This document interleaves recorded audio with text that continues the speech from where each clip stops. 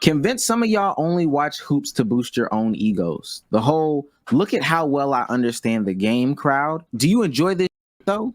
Like the lengths y'all go to discredit some players are insane. That done with the 90s is a prime example. When Sage said that it's, we're trying to do better, I actually disagree.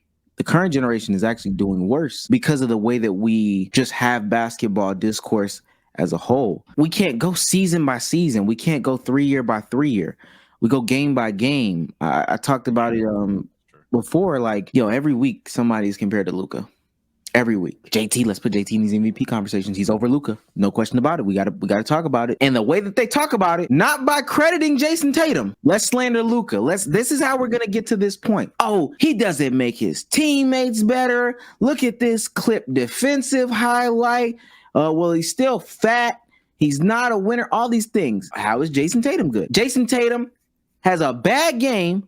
I think that was against the Nuggets, I want to say. He's had a lot of bad games recently. So yeah. They get poison. He has a bad game. Whole narrative shifts. It was silent. Oh, I think it was a Cavs game. Has a bad game. Everybody just mics turned away. Everybody shut the fuck up. Because my timeline was different. But was it the Cavs game? The Dean Wade game? Yeah. Every time Tatum has a stinker, Twitter is on his ass. Every time. I specifically mean on how they slander Luka. But you're right. They are on Jason Tatum's head. Oh, yeah, but they don't bring up Luka anymore. They don't bring up Luka anymore. You're absolutely right. Go ahead. So that game was later on in the week. The next week, Monday. Hey, why aren't we talking about SGA over Luka? Who's better? That's legitimately the way the chain of events goes. Then you got a bunch of nerds, and I'm be that guy. You got a bunch of nerds.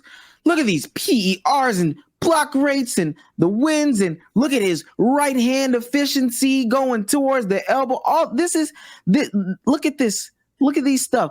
And for Luka, he's fat. No, but they go into some other stuff. They really only give SGA a little bit, and they give Luka the whole thing. SGA has one bad game versus the Lakers. It's pretty nasty. Even with this season, Tyrese and Luka was becoming a thing slowly but surely. And then to stay with Luka and not make it like a Luka's the victim thing. How did Luka get over to many fans? He's better than Harden. It wasn't even that he's amazing. And let's talk about Luka. He was just he's just better than Harden. Yeah. The Maxey Trae Young, the Tyrese Halliburton Trae Young. Yep. They've been trying to eke the Devin Booker. So we can't even have Anthony Edwards is getting thrown in here. We can't even have good, positive discourse, appreciative discourse without diminishing players today.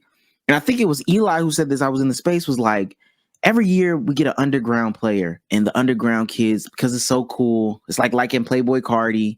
I like this guy. Man. He's great. And the next year is a slander fest. And y'all know who it's going to be next year? Tyrese Halliburton? Nope. Oh, in terms of Paolo? It's not Paolo. K Cunningham? No. He going to be on the clock. Hey, LaMelo. You said LaMelo? No. J-Dub? No, K Cunningham is, and J-Dub might be one of them. I ain't gonna lie. K Cunningham is one of is the same division. K Cunningham. NBA division. Zach LaVine? Kobe White? There it is. Kobe White is the next one. Kobe White, what they was calling Kobe White this year. Oh my God, he's a new Steph Curry. Now, why would you do that? Now, what? And tell me y'all, I think Damo's seen at least some of them too. Niggas been saying that about Kobe White crazy. Now next year, all the nerds is gonna come out, and instead of talking about whatever the positive, whatever, it's gonna be slanderous towards Kobe White. We can't get away from it. That's where young people lie in this conversation. I will say that. And that's why I think ultimately, when I originally asked my question, so I think full circle, if we are not counting just educating the youth primarily on the history, then it's definitely the young niggas that throw the first punch, because discourse, for whatever reason, has to say, okay, I think this guy's great. In fact, he's better than blank. And it's just like, the fuck? it's always just like, why did you do that, bro? I think it's just destined to be that way. And old niggas, even if said respectfully, will always be taken disrespectfully. Being said, shit like this is not respectful at all. It's just irresponsible. But I feel like when it comes to sports, there is no, at least in a sports where debates and conversations will happen with the likes of people that will start doing rankings and you're doing listings, and it's a clear 1, 2, 3, 4 in terms of standings or whatever it is. You're going to have the yo, I love Mahomes. There's no one touching him. I can't believe you compare Josh Allen's arm to Mahomes' arm. Well, not Mahomes' arm. I guess Mahomes would be a bad case.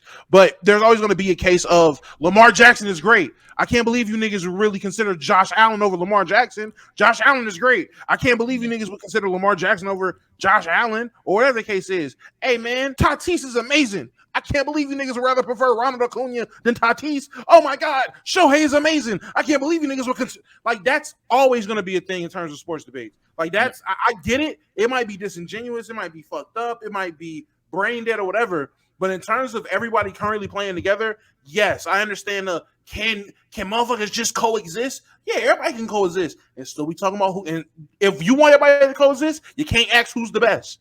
You can't ask who's the best player. You can't ask who's the best big man. You can't ask who's the best whatever it is if you want everybody to coexist and just be great together. And everybody's the best. Everybody's great. And if we get in the participation trophy era, hey, man, sign me the fuck up for unk hats and unk shorts. I'm telling you, I am not about to agree with an era of niggas just, I mean, Luka and Devin Booker are just amazing guys. They're great.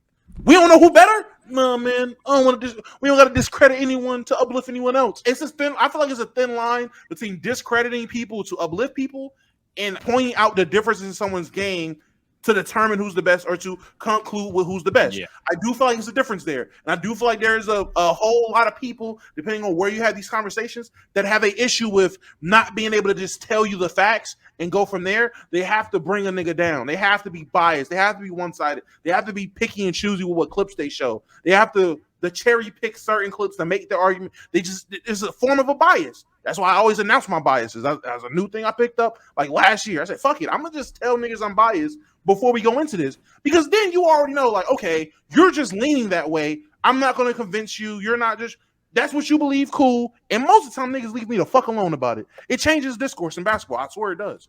Yeah, and I'll even say, and if I've been talking too much segment, let me know. But I'll even say that it's not just a sports thing. It's really anything outside of like social constructs. So like even in the anime community, for example, when I'm debating a lot of times with my chat or anything, they'll always try to diminish either me as a human or try to diminish what I'm saying versus bringing up their point. And I've always been like, okay, you know what? Fuck it. You're right. Can you explain why you're right? Or is it just you trying to prove how I'm wrong? And I feel like when we're relating that to the NBA things, that's what kind of happens. It's not trying to show me why Kobe White is Curry. It's more so at some point, Curry not even all that for real. Like, at some point, that's where it goes. And I'm like, okay, you know what? Fine. Fuck it. Kobe White is better. Now show me that, and we'll go for from there. That's not acted upon. It's and that's just argument 101 nowadays. Everybody's trying to get gotchas and debunk everybody versus at least proving themselves right or affirming their own argument. Nobody really does that anymore. I also think there's an incentive to compare more nowadays compared to other eras. Like, I mean, we host the sports podcast ourselves. Let's not act like we don't do rankings ourselves and things of that nature. But yeah, I think in past decades, I don't think it was this bad. I don't know. It just gets nasty when I see like the Jalen Brunson first option conversations as a championship dude, and I'm just like, bro, he's having a great season. He's having a phenomenal season. We could have just left it at that. Yeah, why we got to put him in a convo where now we got to bring, man, he's short. He's not that guy. He doesn't have what it takes for X, Y, and Z reasons. He's trash defensively, whatever. We could have just left it at, yo, Jalen Brunson and the Knicks having a phenomenal season. But like what Damo said, man, I mean, yeah, we do rankings, man, you know. It is a thin line. It is a very thin line. Oh no, I like to participate on both sides of the line. So. Oh yeah, not only that, I'm with Damo in the sense he didn't say it. No, it'd be soft as fuck if niggas was sitting there never saying they'd compare again or anything like that. Sports is at the end of the day is going to be a little bit remotely toxic because people view sports as a break from their normal life. So certain rules don't apply and shit. So, and that's going to be one of the rules. However, people, again, just like when we're comparing players and stuff, again, it's just a matter of how, okay, let me show you how bad X guy truly is versus how good my guy truly is. And it's just, it gets love. It goes I feel like for what you brought up in terms of the Jalen Brunson thing, I mean, you're right. Yeah. Hey, we can just say he's having a great season and leave it at that. But what about the motherfucker that asks the impeding question?